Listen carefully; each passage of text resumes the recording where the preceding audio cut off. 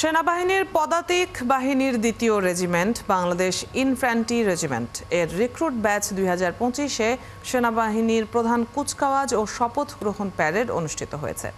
মঙ্গলবার রাজশাহী সেনানিবাসে Bangladesh infantry regimental centre এই প্যারেড অনুষ্ঠিত হয়।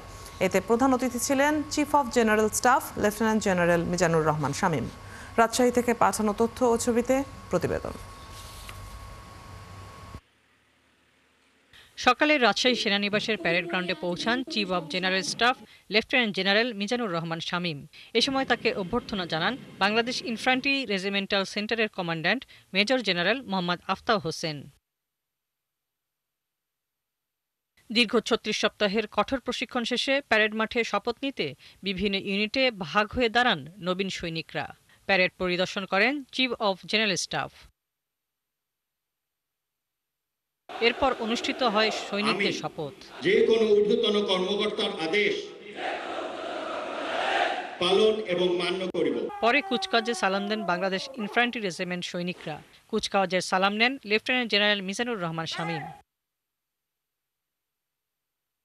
সাফল্যের সাথে প্রশিক্ষণ সম্পন্ন করার জন্য রিক্রুটদের অভিনন্দন জানান চিফ অব জেনারেল স্টাফ।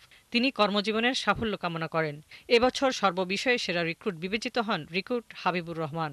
বিভিন্ন প্রতিকূল পরিস্থিতিতে এই রেজিমেন্টের বীর সেনানীরা দুর্দশাগ্রস্ত জনগণের পাশে দাঁড়িয়েছে। কেবল দেশ নয়, দেশের বাহিরেও আমাদের এই রেজিমেন্টের সদস্যরা অত্যন্ত গুরুত্বপূর্ণ ভূমিকা এবং অবদান রাখছে।